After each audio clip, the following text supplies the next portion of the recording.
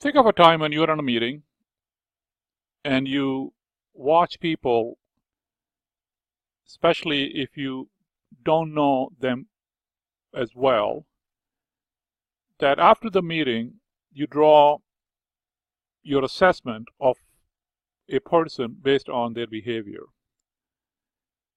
And what happens at work or even in our personal life is that our behavior starts to play a big role as far as how people see us.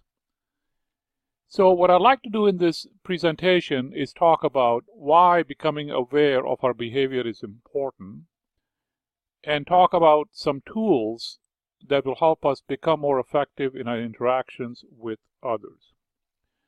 Now, before I get deep into the topic of effective engagement, communications, I do want to highlight that we do need at work in our career both the skills knowledge and soft skills. Example of skills knowledge is, for example, if you want to be, a business leader, is a business acumen. And that would include, knowledge of marketing or accounting, research in business, how finance is used in running a business, how do you develop a strategy for a business, and more important, the critical thinking and ability to synthesize all these pieces together. On the other side, soft skills are also extremely important. Daniel Goleman, in his article, What Makes a Good Leader, states, what distinguishes great leaders from merely good ones is emotional intelligence. And he has articulated 5 skills: self-awareness, self-regulation, motivation, empathy, and social skills. He further adds, we are born with certain levels of emotional intelligence skills, but we can strengthen through awareness, practice, and feedback from colleagues and coaches.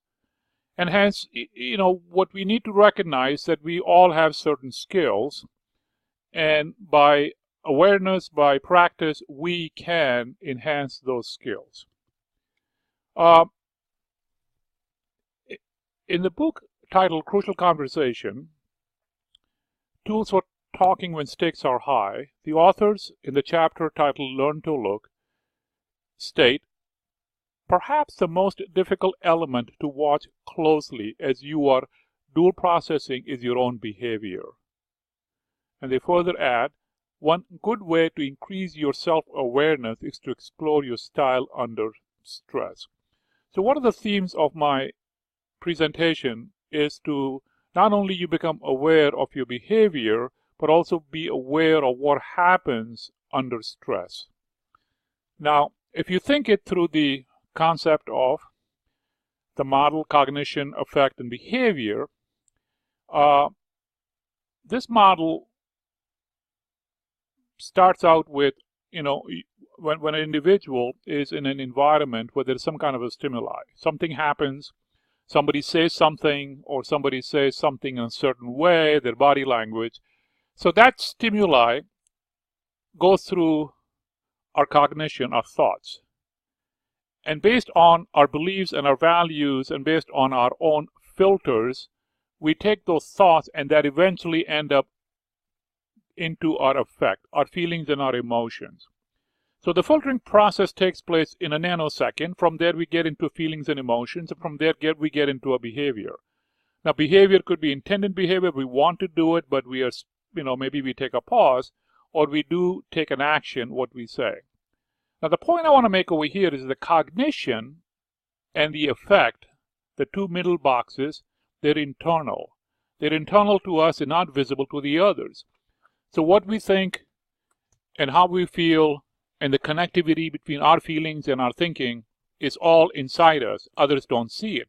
What they do see is our behavior. And hence, the other's perception of us, you, is based on your behavior, especially under a stressful situation. So, if the behavior that we see, or somebody sees our behavior, the result could sometimes get extreme and could be some kind of a confrontation or a conflict. And so our goal obviously has to be somehow to figure out how to move from a confrontation into a more constructive environment. So one of the conflict model that was developed by authors Capobianco, Davis, and Krauss has two dimensions. First dimension is how we approach conflict, and there are two elements to it. We approach it actively or we approach it passively. On the other side, the other dimension is what are the results of the conflict management? And they have two dimensions. There's a constructive conflict management, and there could be a destructive conflict management. So now we have four quadrants, and on the right side, which is in the red, if many times, as I am sure you have seen it, or you see what happens, especially in a very contentious meeting, that the whole idea for some people is that they want to win at all cost. It is a my way or the highway. They demean others with how they feel. So obviously it's very destructive, and at the end of the day, it is not something good for the relationships at work or even the strategy that one is developing. But you can also have destructive conflict resolutions if you are passive. Because if a person becomes passive or the people in the group become passive, they start to avoid the yielding, they're giving up, they're hiding their emotions. Doesn't mean that they have agreed to the decision of the meeting. They basically feel like, I give up, nobody's listening to me, and hence obviously there is no long-term resolution. On the left side is the constructive part. The yellow portion, which is now the individuals are passively involved. They do some reflective thinking. They're not jumping to conclusions. They're adapting and compromising. And hence this is where it become constructive. And the most constructive is when the individuals involved are basically very open, very authentic. They express their emotion more to be able to share what they think and feel, but eventually reaching out to each other, brainstorming, coming up with the solutions. So how we approach conflict and how the results are going to be basically how actively involved we are. Now, what I want to talk about is how do we take some kind of a behavioral instrument and use it to learn about ourselves. So the personality behavior instruments, they help us identify what I like to call zones. They're not specific trait or behaviors. So don't get focused on exactly that. What you want to focus on in terms of the range and zones of how we are perceived by others. It is important to understand the interactive effect, especially under stress. And by that I mean is that we have a certain type of a behavior versus somebody else. And there are many instruments. Ones I am familiar with and have used are social styles, PI, which is the predictive index, Myers-Briggs, Thomas Kilmann, and Tabby Kaler. Today in this presentation, I am going to use social style to be talking about effective engagement. So social styles. Social styles, was developed by Merrill, many years ago. It has two dimensions. One dimension is called assertiveness, the way in which we are perceived as trying to influence the thoughts and actions of the others. So here, again, how somebody perceives us is how we're trying to influence the thoughts and actions of others involved in the conversation.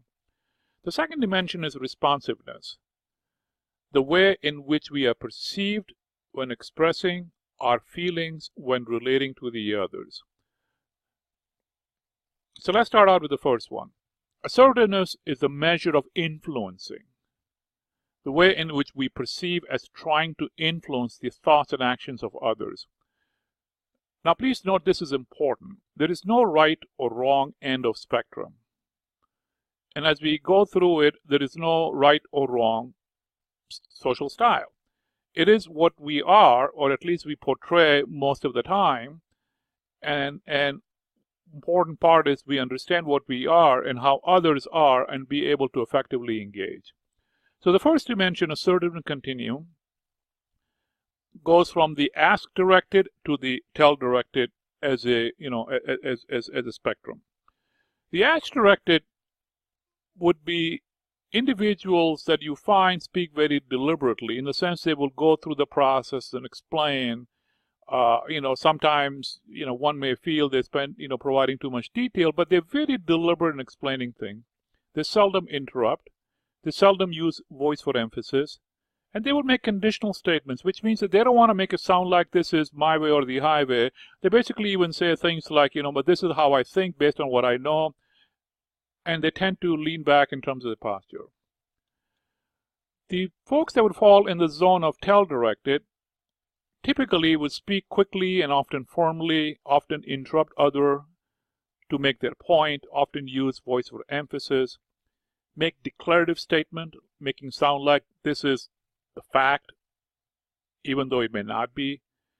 Sometimes they tend to lean forward. So this is, so these are the tell-directed category of individuals.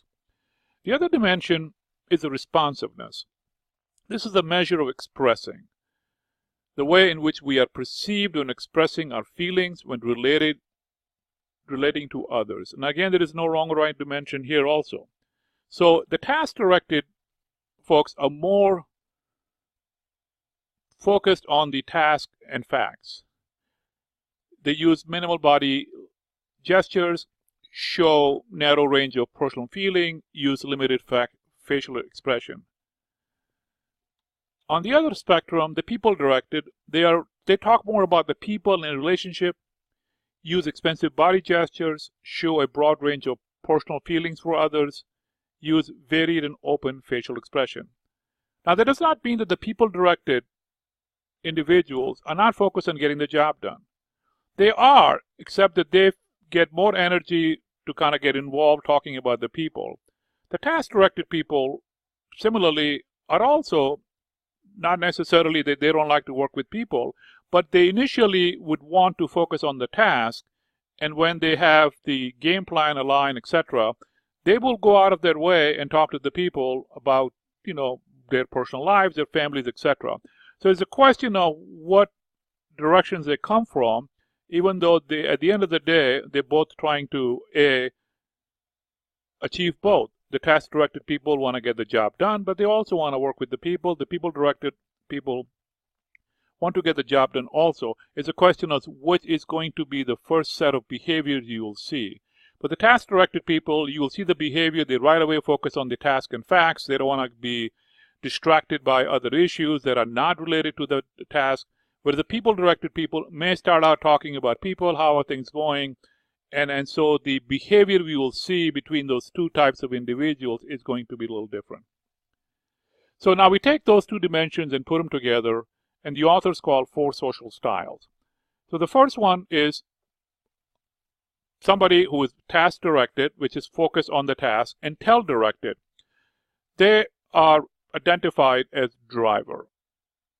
Typically, you're going to find those people, they focus on results, they like to take charge, make quick decisions, like challenges. Now, drivers not necessarily are great leaders because they are drivers. I mean, you can have somebody who could be focused on results, taking charge, moving things, but they could be going the wrong way and totally ruin the project.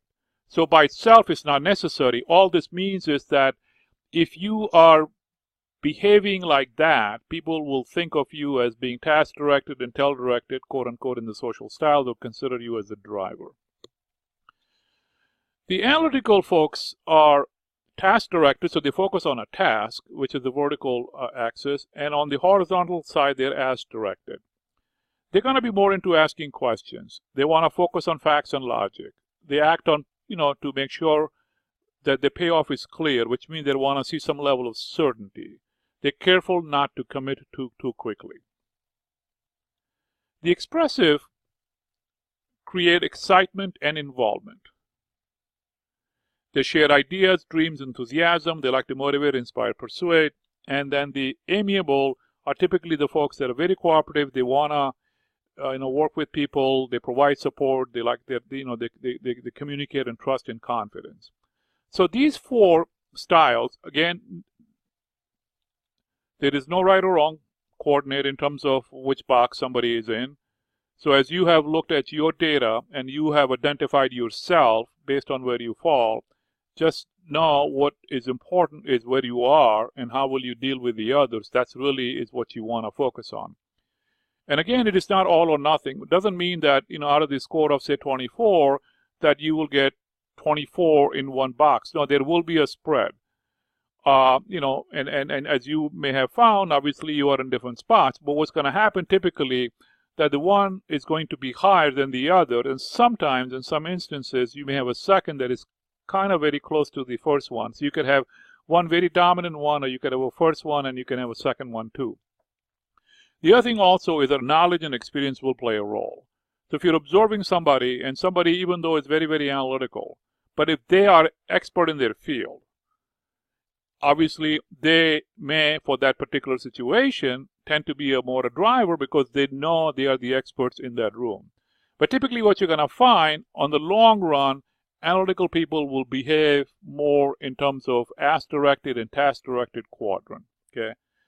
So what is important is being aware of how you are behaving in reference to individuals with the other social styles, especially under stress, and we'll talk about that, in a couple of slides. So under stress, individuals will go into what is called a flight mode or a fight mode. So the individuals that are on the right side, the tail-directed, are typically going to go in the fight mode, which means they want to get aggressive, they want to take on the issue, whereas the folks that are on the left side typically will find they're going to go in the flight mode. They will go in the zone where they're going to say, gee, I don't want to think about it, so they basically are kind of yielding, they are becoming passive about it, and versus the folks on the right, they're brought into the fight mode type of people. Now, what is super important, picking up from here, is behaviors under stress. So the authors have done, they've identified, so they've defined based on the research, is what happens to the behavior of these four quadrants under stress. The drivers become autocratic. Under stress, time pressure, things are happening. They will confront others. They focus on the issue. They're not involved in what is going on with people's stuff. If you have to go home because you have to pick up your kids, they really have no sympathy for you. They look for rationale. They focus on the project, and they become very, very demanding. The analytical, under stress and under a lot of pressure, could end up avoiding things. Avoid the confrontation, they draw attention away from the issue, they retreat to other distraction, which means they're going to work on a project just to get their mind off it, even though the project they should be working on is more important, but under stress, they may tend to walk away from it, and that, they also get into the potential analysis paralysis, again, under stress mode, and that could have effect on delaying the decisions. The expressives could get into the mode what the authors call attacking mode. They confront others, they verbalize judgmental feelings, they would blame others personally, they would what we call putting somebody under the bus.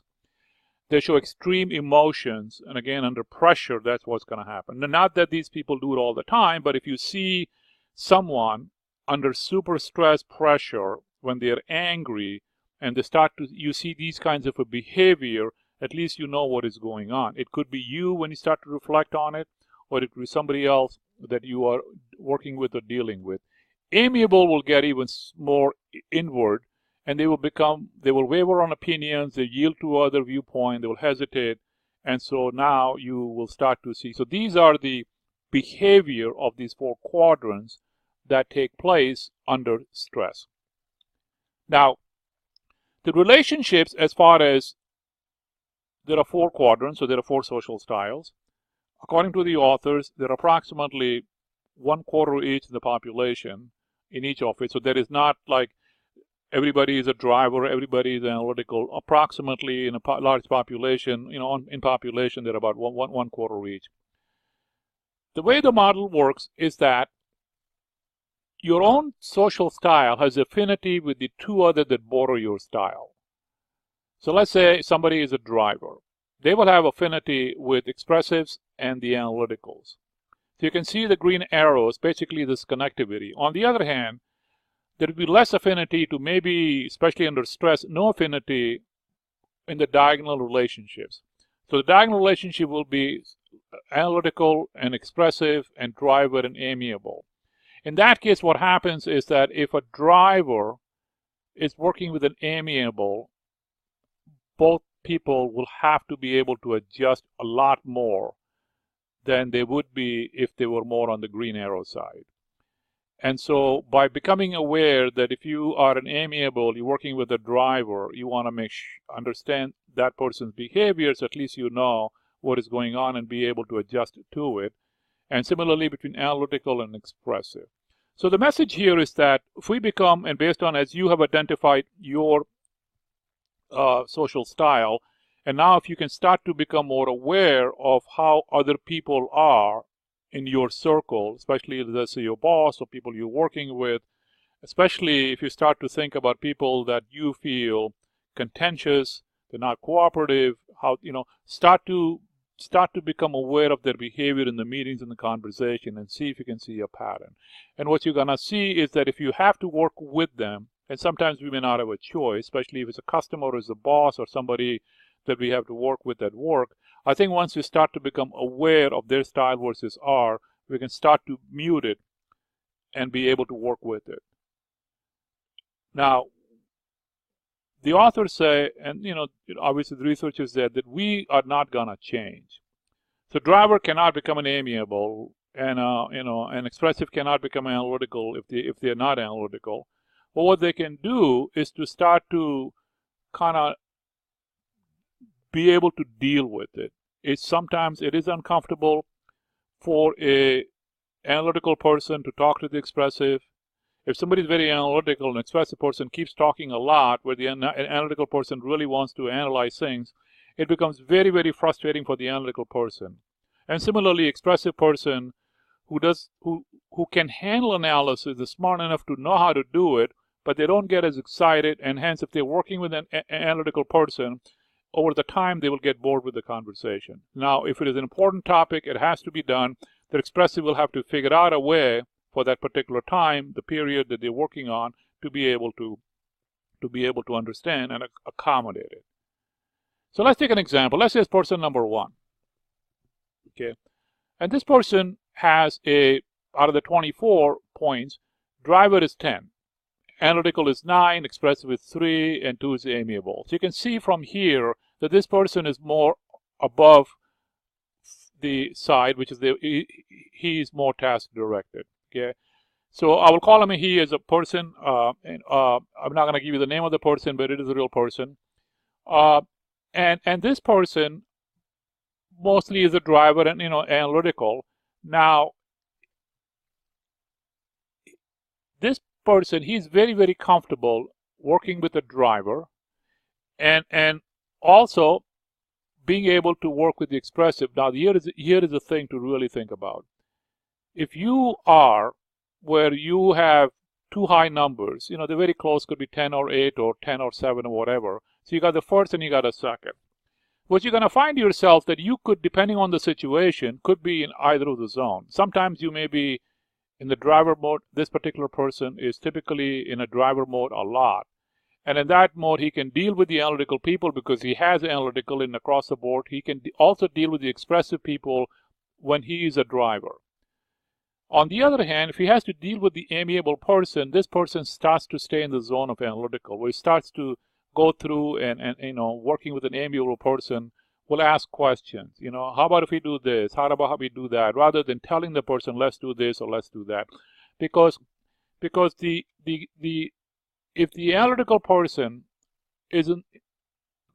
starts to work with the expressive directly, he will have to be able to adjust the way he is dealing with the expressive, because he would have to recognize the expressive people do not have a lot of patience for talking analysis and the logic and stuff like that. Not that they are not capable. It's not the ability. It is just the motivational factor or the desire to do it.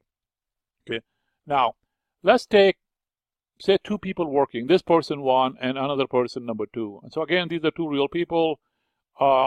I will not obviously give you the names. So the first person I talked about is analytical with a 9, a driver with a 10, amiable with a 2, and the expressive with the 3, the red numbers. The purple ones are the second person. This person is a strong driver, and his second mode is expressive, which has 8 points. Not high on analytical, not high on amiable. So here, what you see that these two people have this combination. Now, they work really well together because the driver can work, has an affinity with two borders. Obviously, one of the border for the driver is the analytical, and hence they can work really well together. And the driver can, and they're also expressive. So what happens is that when these two people work together, and they work really, really well together, what they are doing is to kind of recognize that they are both drivers. So what does that mean? What that means is under stress, they both will become very, very autocratic. So if it is a project they're working on together, they have to become aware of those behaviors, and depending upon who has got more knowledge in the particular project, one of the drivers will have to back off in terms of not being in the driving mode and kind of sit back and say, okay, I know we are both drivers. We are both now acting autocratic, and and one of us will have to back off, and the person typically who's got more knowledge in the field will take the driving role. On the other hand, when these two people, when the person number 2 is in an expressive mode, which is she has got an 8 in that number, and the person number 1 is the analytical mode, which means they're working on a project and they go on through the analysis, going through detail, systems, issues, and so on. The analytical person gets deeper and deeper and deeper into the conversation, get into deeper and deeper into the analysis. The expressive persons, after a while, will lose interest. And hence, so now they have to be aware that this is happening. So it is not that the expressive person is not feel that it is not important to do the analysis. That person is really not that interested. So the analytical person should not feel like, oh my God, this person is not interested in what I am talking about. They have to accommodate that the expressive person will not get into the analytical thinking as much. And hence that becomes really, really important when you're working in the team and you're aware of the social styles of you with working with somebody else. And similarly, when you're working with an amiable, a driver working with the amiable, again, there needs to be some accommodation. And if you do that, then it becomes more obvious. So typically, these two people, when they have to work with an amiable person, they make a conscious effort that the person number 1 that has got the driver and the analytical piece, as an analytical being the number 2, they don't come through the driver mode working with the amiable. They're not just going to come and say, hey, listen, I know how to do it. Even though they may know how to do it, they're going to come through trying to convince amiable. The analytical person will say, hey, what do you think? Let's talk about it. Think in terms of questioning versus giving the answers. And the other person, the second person, which has got high expressive, expressive as number 2, will also try to come through the expressive personality rather than coming through the driver personality. So the whole idea over here is for you to, in this conversation, become aware that we have our styles. And an important part is we are aware of our behavior and also aware of what's going to happen under stress. Now, I use this social style model to have this conversation. I can do the same thing using predictive index. In predictive index, if you're familiar with it, it's got 4 dimensions, and you can kind of have the conversation the same way. Now, so in terms of how I deal with some of these situations, especially when I am doing some coaching, if I'm doing some consulting, from a team dynamics point of view. So I want to talk about one more item, and then I'll give you a couple of the tool sets that I use.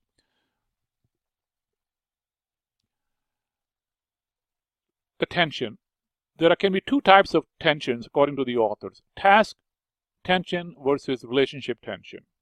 A task-related tension is basically related to the task of the project or a problem. That has to do with the difficulty of the problem, the timing of the problem. And so here we are more involved with the cognitive challenges associated with solving the problem. Harder the problem, harder the related tension. Now, when the teams are formed, In the early stages, the other model which you have, I'm sure, aware of or heard about, when the teams are the forming, storming, norming concept. When the teams are formed early, typically there is a low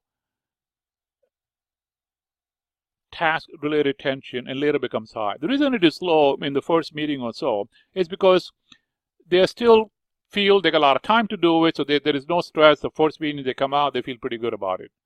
On the other hand, the relationship tension results from personal connections or lack of between you and others. These are related to the affect challenge of feelings and emotions. In the early stage, the team forming stage, typically they're going to be high. Because as we get to know each other and our perception of others' behaviors, all of a sudden we will start to draw our own conclusion. We will become judgmental, especially if we don't know these people, or if we know some people and our past experience with them has not been very positive. So the relationship tension typically is much higher in the early stage of team forming, and the task-related tension is much higher. So if you are a team leader, or if you're working in the team, or if you're a team member, be aware of it and just kind of start to make sure that you can start to mute some of these tensions, especially relationship tensions, by kind of getting to know each other, understanding people's styles to see how effectively the team members can work together. So one of the tools that I like to use is basically your cause and effect diagram, or or some of you may know of it as a fishbone diagram. A fishbone diagram basically is you got the head of the fish and you got the legs of the the fishbone. So the reason I like this process that I use, and I've used it a lot, is that if we can stay out of the emotional zone, the relationship tension, and stay more in the task zone or the cognitive area, then the likelihood of people working together is much, much higher, and the quality of the results are also much higher. So the step one is to be able to collectively agree on what is the task. What are we trying to solve? Because if once everybody agrees what we are trying to solve, it could be an input from a top management or a customer. So once we agree what it is, then what I do is I typically said, okay, we're gonna now figure out the how. How basically is how will we achieve the what, the task? Like how will we solve the problem? So the first thing I do is I would highlight going through the room, talking to the team members, and said, okay, what do we already do? What I call how E. E means existing how, existing strategy, or existing ways we do it. So we list on the bottom side of the fishbone, I would highlight all the things that we currently do that we know would help achieving the task. Then we go to, obviously, what else we can do, which would be on the top side. The N is for new ideas. So then we brainstorm, come up with new ideas, etc. Now, the value of going through this process, if the team starts to get a little emotional and starts to pick on each other, you take a pause and say, wait, do we all agree what the task is? Yes. Do we agree some of these hows? Yes. So the focus becomes now on the how, and and each one we take it apart. Now, the other thing from an exercise perspective is that even if some hows are not very clear how to do it, you can layer on it. But what you want to avoid is not to have 100 legs, because then it becomes an overwhelming problem. So one of the ways to narrow it down, and the ones you want to put it on the fishbone eventually, so you can do the brainstorming on the side, on a different easel, blackboard, and then when you bring it over here, what you want to do is to identify the hows or the strategies that you feel collectively as a high probability of success. And also has a high probability that if we do that, it has a connectivity to the task, which means if I do that, the task will get solved, or at least part of the task will get solved. So you want to go through that process. So in tandem, I use this 6-step process. The 6-step process is to obviously you start with the what. That is a task we got from the customer or from the management, and now you have to do it. But then I spend time making sure that we agree on why we are solving this problem. Because a lot of times the information comes from the top. The team leader may have some more information, but the team leader does not articulate and explain the why. Even though it's going to take time in the early stages of the team forming, it is an investment that's going to pay off in the long run. Because when you start to talk about the why, in my experience, a couple of things happen. One is team starts to understand it. maybe not all 100% of them, but you will get the majority to get to buy in. But I've also seen sometimes where in the conversation of why, one can question to say, okay, what if we can look at the task, the what, and slightly tweak it, maybe slightly pivot it. And so then the team leader can go to the top management and say, you know, as a team we decided we want to slightly change it, what do you think? And 9 out of 10 times it is a value-added conversation. And the senior manager says, you know, as long as you guys solve the problem, and if you're going to pivot it or tweak it a little bit, I think it sounds like a great idea. Step 3 is obviously go through these how exercises that I talked about. Deciding how we're going to do it, how we have used some of the strategies before, the green ones or the existing strategies and the new strategies. But then what I like to do is a step called testing the hows. And the testing the hows basically is that once we have decided some key ones, high probability, high success, we lay it on the board. And then we talk about each one of them and say, okay, what if? What if we have a magic wand and we can make this how N2 happen right now? Will it have a measurable effect on the task, the what? And everybody has to feel like, yes, so this way there is not some soft idea that even if we do it, we don't see a real hard connectivity with the task.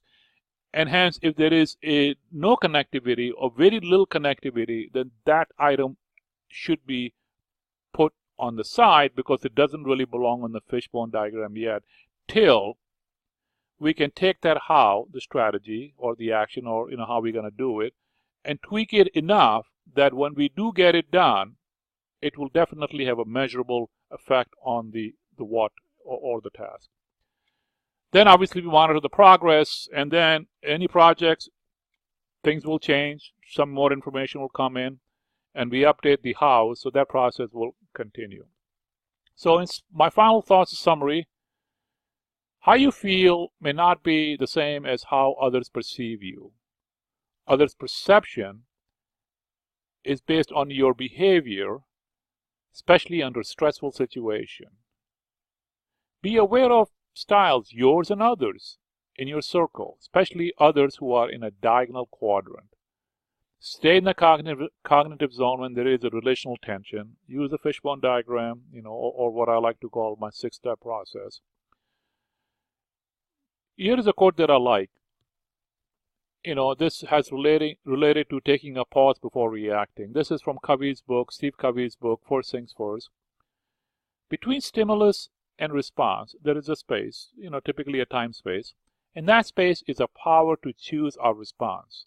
All of history can be written in a simple little formula. There was a challenge and there was a response. And I think as we start to see how we are engaging with others at work, be our bosses, our subordinates, our peers, I think if we can take a pause and think about their social styles versus our social styles, and I think it's going to start to make us more effective. So in the end, just keep in mind, the careers and overall success at work will depend upon how one is perceived by the others. When the conversation takes place, who are we going to put into a key position? Who is going to get promoted? Who is going to take on this very, very important project? The management listens to other people and be able to then draw a conclusion who is the right person. So be aware that as your behavior, especially as under stress, is being observed by other people, and they are drawing conclusion of what you think and what you feel, even though that's not what's going on. It is your behavior that is telling them, or their perception of who you are. So the author Sylvia Ann Hewlett, in one of the papers in Harvard Business Review, says, smarts get you through the gate. The fact is, the link between merit and success is forged through soft skills. So with that, I hope this was helpful, and wish you the best on applying these tools.